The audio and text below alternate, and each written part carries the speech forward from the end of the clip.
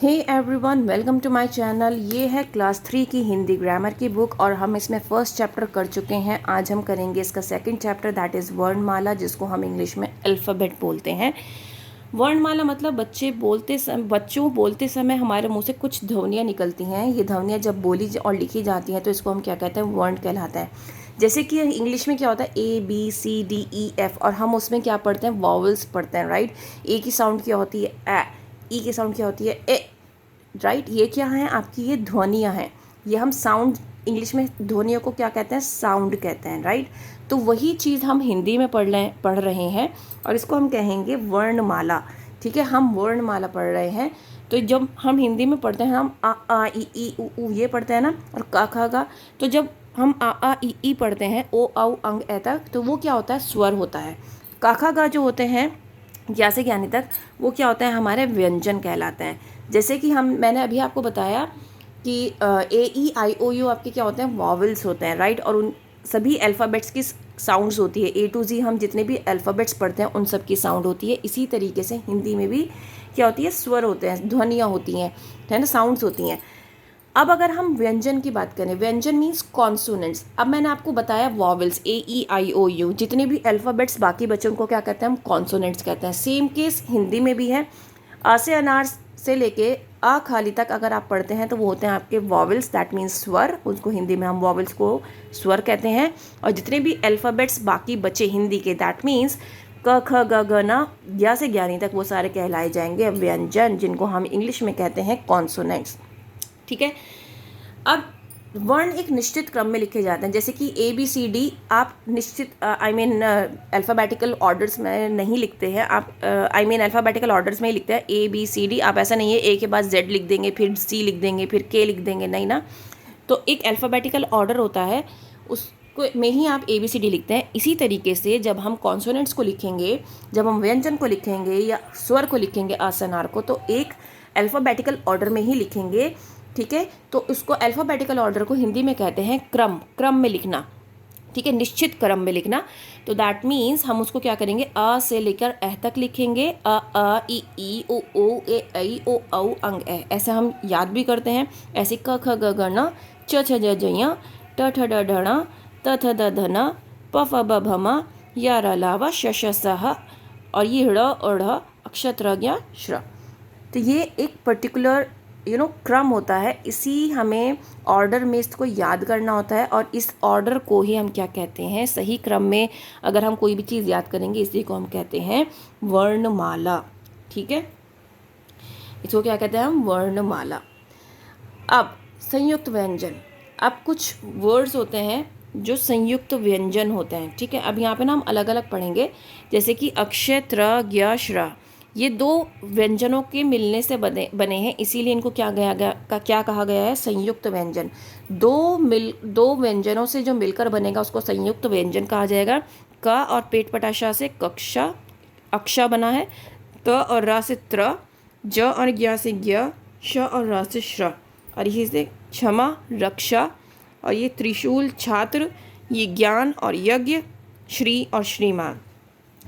अब इसी तरीके से विशेषक चिन्ह भी होते हैं, अनुस्वार, अनुनासिक और विसर्ग। ये बहुत इम्पॉर्टेंट होते हैं, लेकिन इनको आप बहुत ज़्यादा डिटेल में आप कब पढ़ेंगे, क्लास 4 से स्टार्ट हो जाएगा।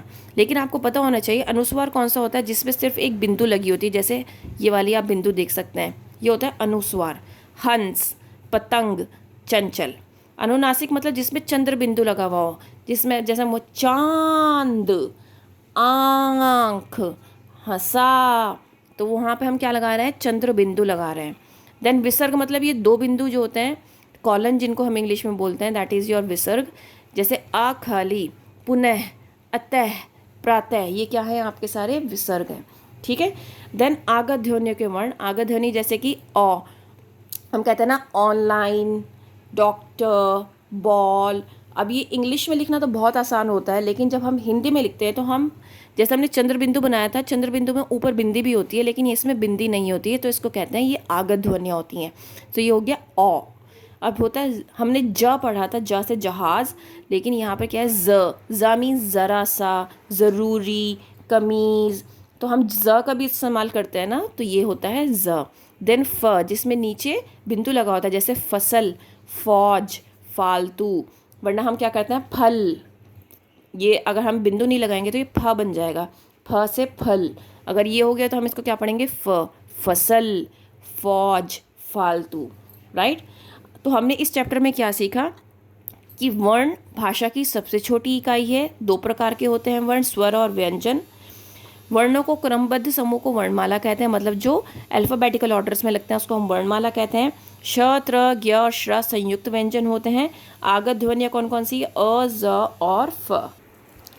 अब आगे बढ़ते हैं, इसकी वर्कशीट कर लेते हैं। सो वर्कशीट नंबर 2, सही शब्द चुनकर खाली स्थान भरिए। ध्वनियाँ जब बोली और लिखी जाती हैं तब क्या कहलाती हैं?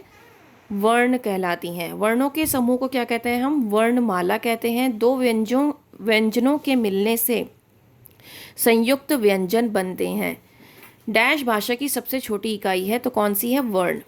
अब यहाँ पर आपको क्या, ये सारे आपको वॉवल्स दिए गए हैं, दैट मीन्स स्वर दिए गए हैं, आ ई उ ए ऐ ओ औ आंग, ये आपको करना था। देन यहाँ पर आपको क्या करना है? सारे कॉन्सोनेंट्स, दैट मीन्स व्यंजन आपको फिल करने हैं, ठीक है। तो ये आपको क्रम में याद होने चाहिए, दैट मीन्स आपको अल्फ़ाबेटिकली याद होनी चाहिए। क ख ग घ न, च छ ज झ ञ, ट ठ ड ढ ङ, ऐसे याद होना चाहिए प्रॉपर, ठीक है। संयुक्त व्यंजन वाले फूलों में पीला रंग भरिए। तो इनमें जैसे ये अक्षर था, मतलब दो संयुक्त व्यंजन कौन से होते हैं? जो दो व्यंजनों से के मिलने से बनते हैं, जैसे ज्ञ है, अक्ष है, श्र है और त्र है। ये चार क्या हैं? आपके संयुक्त व्यंजन हैं। खाली जगह में ड़ या ढ़ मिलाकर लिखकर जगह को फिल करना है, जैसे पढ़ाई, लड़की, चढ़ाई, पहाड़, गुड़िया, बुढ़िया, घड़ी, ढक्कन, ठीक है। नाउ यहाँ पर आपको क्या लगाना है? बिंदु लगाना है और चंद्र बिंदु लगाना है। दैट मीन्स हमने यहाँ पर क्या पढ़ा था? ये वर्ड्स पढ़े थे ना, अनुस्वार, अनुनासिक और विसर्ग। तो यहाँ पर अनुस्वार और अनुनासिक आपको लगाना है। ये इसको कहते हैं अनुस्वार और इसको कहते हैं अनुनासिक। तो ठंडा, इसमें हम सिर्फ बिंदु लगाते हैं। देन गंगा, आनंद, अंडा, चांद, गांव, आंगन, आंसू। नाउ विसर्ग लगाना है अब हमें।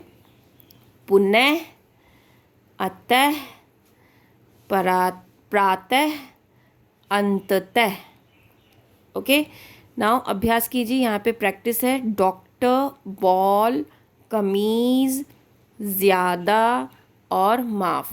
तो यहाँ पर क्या करना है? आपको इन्हीं को देखकर 2 टाइम्स लिखना है। तो ये चैप्टर आपका यहाँ पर कंप्लीट हो जाता है। उम्मीद करती हूँ कि आपको समझ में आया होगा और अच्छे से आप अपने बच्चों को भी करवा पाएंगे। अगर समझ में आया है तो please like, share and subscribe, and thank you for watching.